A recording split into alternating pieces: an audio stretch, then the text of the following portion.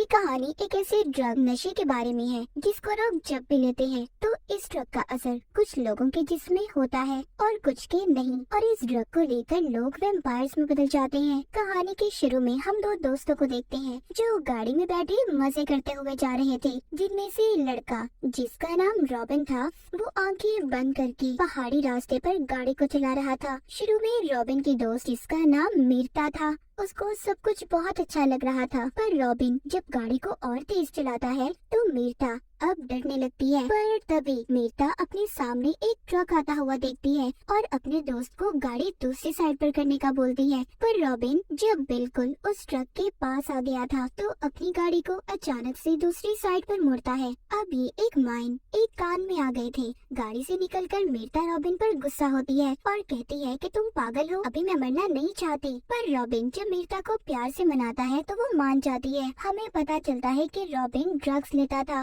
वो यहाँ पर भी ड्रग्स लेने वाला था। मीरता जब ये देखती है तो जिद करती है, कहती है मैं भी इस ड्रग को लेना चाहती हूँ। पर रॉबिन उसे कहता है, मीरता देखो मेरी जान, ये ड्रग्स बहुत अलग है, खतरनाक भी, इससे तुम्हारा दिमाग भी फट सकता है। मीरता रॉबिन से वादा लेती है कि ये ड्रग लेने के बाद तुम कभी भी इस ड्रग को नहीं लोगे, क्योंकि वो उससे बहुत ज्यादा प्यार करती थी और साथ ही रॉबिन के साथ जीने मरने की भी कसम खाती है। फिर जिसके बाद दोनों उस ड्रग को अपनी आंखों में डाल लेते हैं। उस ड्रग को लेने के बाद उनकी आंखों से काले रंग का लिक्विड निकलने लगता है। रॉबिन उससे कहता है हम दोबारा फिर मिलेंगे। अगले सीन में हमें दिखाया जाता है कि मीरता और रॉबिन की लाश हॉस्पिटल में पड़ी थी, जिसको बाहर खड़े मीरता के मॉम डैड देख रहे थे और अपनी बेटी की मौत से बहुत ज्यादा दुखी थे। इसका मतलब ये था कि उस ड्रग को लेने के बाद दोनों की मौत हो चुकी थी, दोनों मर चुके थे। पर यहाँ पर हमें पता चलता है कि रॉबिन की लाश को लेने कोई भी नहीं आया था और सब कसूरवार मीरता की मौत का रॉबिन को ही समझ रहे थे। फिर जिसके बाद हमें एक कब्रिस्तान दिखाया जाता है जहाँ पर मीरता और रॉबिन को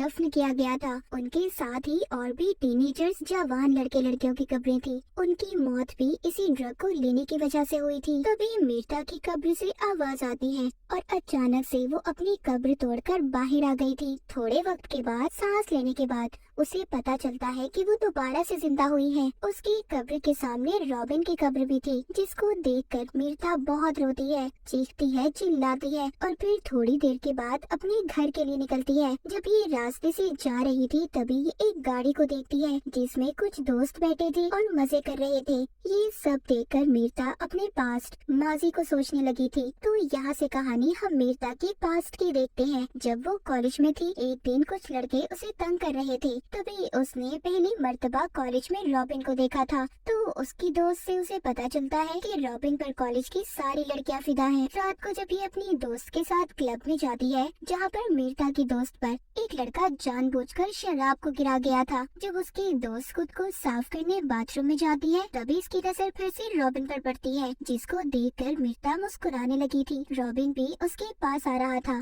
जिसे देखकर मीरता भागने लगती है पर ये उसको गोद में उठाकर क्लब में लाकर डांस करने लगता है। एक दिन रॉबिन जब इसको रात को घर छोड़ने गया था तो यहाँ पर वो इसके घर जाने की जिद कर रहा था, पर मीरता कहती है देखो बात को समझो, मेरे मॉम डैड घर पर है। रॉबिन भी सब समझकर मीरता को प्यार से देखता हुआ चला जाता है और मीरता झाड़ियों से होते हुए अपने घर में आ गई थी। अब सीन दोबारा से प्रेजेंट यानी के मौजूदा वक्त में आता है। मीरता अपने ख्यालों से बाहर आ चुकी थी, वो उन्हीं झाड़ियों से होते हुए वापस से अपने घर में आ गई थी। मीरता अपने घर आकर फ्रिज से कुछ निकाल कर खाती है, फिर अपने मॉम डैड को देखने जाती है जो अपने कमरे में सो रहे थे। जब ये अपने कमरे में जा रही थी तो इसकी मॉम की अचानक से आँख खुल जाती है। वो जब अपनी बेटी को देखती है तो मीरता के पीछे पीछे आने लगती है, पर मीरता अपनी मॉम को देखकर दरवाजा बंद कर देती है। उसकी मॉम जब दरवाजा खोलने का कहती है तो अपनी मॉम को ऐसा कहते हुए देख वो दरवाजा खोल देती है। उसकी मॉम जब उसको हाथ लगा रही थी तो उनको उसका जिस्म बिल्कुल ठंडा लग रहा था। यहीं पर मीरता के डैड भी आ गए थे, पर मीरता अपने डैड की आवाज सुनकर अपने घर से भाग जाती है। उसके डैड जब उसके कमरे में उसकी मॉम को देखने आते हैं तो उन दोनों को अब ऐसा लग रहा था कि मीरता उन्हें अपने ख्यालों में दिख रही है। मीरता भी अपने घर से भागकर जंगल में आ गई थी। यहाँ पर एक ग्रुप के लोग उसे अपने साथ लेने आए थे और उसे कह रहे थे कि हम तुम्हारी मदद करना चाहते हैं, पर मीरता उन्हें देखकर पेड़ पर चढ़ जाती है। फिलहाल कुछ वक्त के लिए मीरता उन लोगों से बच गई थी, जिसके बाद वापिस से ये अपनी कब्र पर जाती है तो उसे अपने हाथों की नसें काली होती हुई नजर आ रही थी। ये स्याही उसके पूरे जिस्म में फैल रही थी। मीरता परेशान हो जाती है, जिसके बाद वो एक स्टोर पर आती है। वहाँ के बाथरूम में जाकर जब ये खुद को देखती है तो अब इसकी आंखें भी काली पड़ चुकी थी। वो स्याही इसके पाँव पर भी फैल चुकी थी और अब इसके नाखून भी अलग हो रहे थे।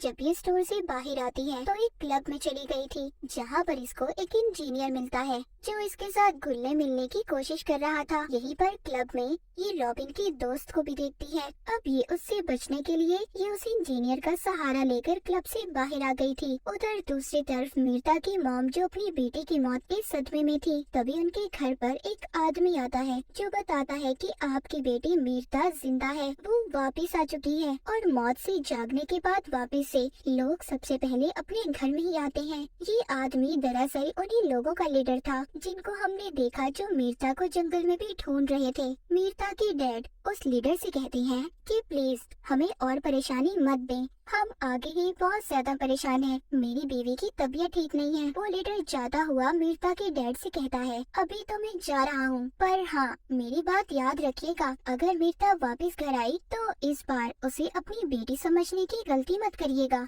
क्योंकि वो अब बदल चुकी है। उस आदमी ने मीरता के बारे में ऐसा क्यों कहा था, ये हमें आगे कहानी में पता चलेगा। उधर मीरता उस इंजीनियर को लेकर उसी जगह पर आ गई थी जहाँ पर ये रॉबिन के साथ आई थी। इंजीनियर उससे बदतमीजी करने की कोशिश कर रहा था, पर उसे ये करना नहीं चाहिए था। मीरता उस इंजीनियर की गर्दन को काट कर किसी भूखे जानवर की तरह खा रही थी। इसकी आंखें भी काली पड़ चुकी थी। ये उस इंजीनियर को खाने के बाद मीरता एक दुकान पर आती है और वहाँ से एक फोन को चुरा लेती है। हम देखते हैं कि टीवी पर उसी इंजीनियर के कत्ल की खबर चल रही थी। ये फोन चुराने के बाद अपनी डैड को फोन करती है, पर कुछ भी नहीं बोल पाती। रात को ये अपने घर आ गई थी, जहाँ पर वो रॉबिन के साथ रहा करती थी। वो पहले अपने कपड़े बदलती है और फिर सोफे पर लेटकर रॉबिन के साथ बिताए हुए लम्हों को फिर से याद करने लगती है। तभी इसके बाद इसके डैड भी आ गए थे, जो नहीं जानते थे कि मीरता यहाँ पर है। वो अपनी दोस्त के साथ थे। वो उसे बता रहे थे, मैं जानता था मेरी बेटी यहाँ पर रॉबिन के साथ आकर रहती है और ड्रग्स भी लेती है, लेकिन मैंने फिर भी इस घर का किराया दिया, जिसका मुझे आज भी दुख है। मीरता के डैड की दोस्त उसके डैड को समझाती है कि इसमें तुम्हारी कोई गलती नहीं है, और ये कहकर जब ये कमरे से बाहर आती है तो मीरता उसे पकड़ लेती है और उस पर हमला करके उसे भी उसी इंजीनियर की तरह खाने लगती है, क्योंकि मीरता ने उस लड़की को अपने डैड को भड़काते हुए सुना था। इसका मतलब ये था कि मीरता अब एक वैम्पायर बन चुकी थी और ये सब सिर्फ उसी ड्रग की वजह से था जो रॉबिन ने इसे दिया था। खैर यहाँ पर जब इसकी डैड आवाज को सुनते हैं तो आकर देखते हैं मीरता खून से भरी हुई थी। ये उसे देखकर परेशान हो गए थे। तभी इधर कुछ लोग आते हैं जो मीरता को पहले भी पकड़ना चाहते थे। ये यहाँ पर आकर गोलियाँ चला रहे थे, पर मीरता को इनकी गोलियों का कोई असर नहीं होता। पर बेचारे उन गोलियों की वजह से इसके डैड मारे जाते हैं। ये खिड़की से कूद गई थी। नीचे भी उस ग्रुप के लोग थे जो इस पर लगातार गोलियां चला रहे थे, पर इस पर उनका कोई असर नहीं होता। ये भाग रही थी। तभी वहाँ पर एक औरत आती है जो मीरता को अपनी बाइक पर बिठाकर ले जाती है। ये औरत इसको अपने घर लाकर इसके जिस्म से गोलियां निकालती है और बताती है कि वो लोग एक ऐसे ग्रुप से हैं जो हम जैसे खतरनाक लोगों को मारते हैं और इस काम में इनका साथ गवर्नमेंट भी देती है। उधर वो लोग मीरता के डैड और उनके दोस्त की लाश को ले जा रहे थे। वो औरत मीरता को बताती है कि तुम ओवर डेड हो, यानी कि मौत के बाद दोबारा से जिंदा हुई हो। वो लोग हम जैसे लोगों को ओवर डेड बुलाते हैं। वो बताती है कि मौत के बाद जो भी लोग दोबारा जिंदा होते हैं वो अपने साथ खतरा लाते हैं जो बाकी लोगों के लिए खतरनाक होता है। वो औरत उसे बातें करने के बाद रात में उसे एक आदमी का शिकार सिखाती है कि कैसे अपने शिकार को पकड़ना है और खाना है। ये दोनों उस आदमी को खाने के बाद शहर से बाहर जा रही थी। ये औरत मीरता को अपने खुफिया बेस पर ले जाना चाहती थी, पर मीरता नहीं चाहती। वो कहती है मैं रॉबिन के बगैर कहीं पर भी नहीं जाऊंगी, और ये कहकर चलती गाड़ी से कूद जाती है,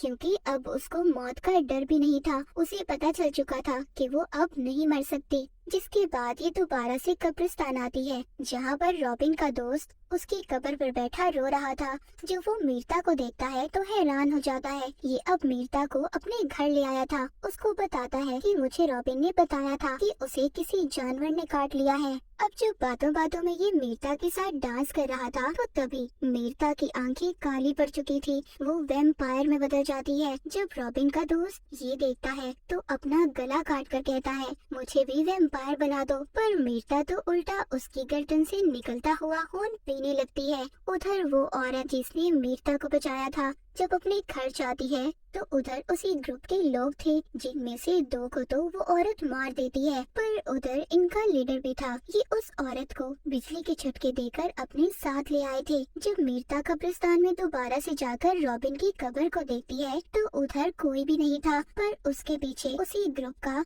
आदमी इसे भी बिजली का झटका देकर साथ ले जाता है। जब मीरता को होश आता है तो वो खुद को जंजीरों में ग्रुप के लीडर के सामने कैद पाती है। मीरता लीडर से कहती है कि मुझे मार दो, जिस पर वो कहता है कि तुम इतनी आसानी से कहाँ मरने वाली हो। तुम्हें मारने के लिए हमें बहुत कुछ करना पड़ेगा, क्योंकि तुम बहुत ज्यादा ताकतवर हो और तुम तो हमारे खास आदमी की अमानत हो, जो कोई और नहीं बल्कि रॉबिन था। इसका मतलब ये था कि रॉबिन अभी भी जिंदा था, वो कभी मरा ही नहीं था। रॉबिन आकर मीरता को जंजीरों से आजाद करवाता है और उसे अपने साथ एक कमरे में ले आया था, जहाँ पर अब रॉबिन उसको कहानी बताता है कि मैंने एक ओवरडेड को अपनी आंखों के सामने अपने दोस्त को खाते देखा था और उसी दिन मैंने इस ग्रुप से मिलने का फैसला किया कि मैं इनके साथ मिलकर ओवरडेड लोगों को पकड़ूंगा, उन्हें मारूंगा। तभी मैंने तुम्हारे साथ उस ड्रग को लिया था और मैंने इसीलिए तुम्हें भी ओवरडेड में बदल दिया ताकि हम दोनों मिलकर इनका साथ दे सकें। सब सुनने के बाद वो अपनी मौत का कसूरवार रॉबिन को मानती है। उसने उसकी पूरी जिंदगी को बदल दिया था। एक आम इंसान से उसे एक इंसान खाने वाला हैवान बना दिया था। ये सब सोचकर उसे नींद नहीं आ रही थी, इसीलिए वो अब इस कमरे से बाहर आती है, जहाँ पर बाहर आकर ये उसी औरत की चीखने की आवाजों को सुनती है जिसने इसकी मदद की थी। ग्रुप का लीडर उसको बिजली के झटके देकर मारने की कोशिश कर रहा था। मीरता उस कमरे में आकर लीडर पर हमला करके उसे बेहोश कर देती है और उस औरत को बचा लेती है। जब ये उस औरत को बचाकर जा रही थी तो रास्ते में इन्हें दोबारा से ग्रुप के लोग मिल जाते हैं। ये दोनों को वापस से पकड़ लेते हैं। इससे पहले ये इन दोनों को वापस ले जाते तभी यहाँ पर मीरता इन सब को मार देती है। पर देखते ही देखते वहाँ पर और भी बहुत सारे आदमी आ गए थे। मीरता उनका भी बड़ी ही बहादुरी से मुकाबला करती है और उन्हें भी मार देती है। जब ये बाहर आकर गाड़ी में बैठने लगती है तभी वहाँ पर रॉबिन आ जाता है,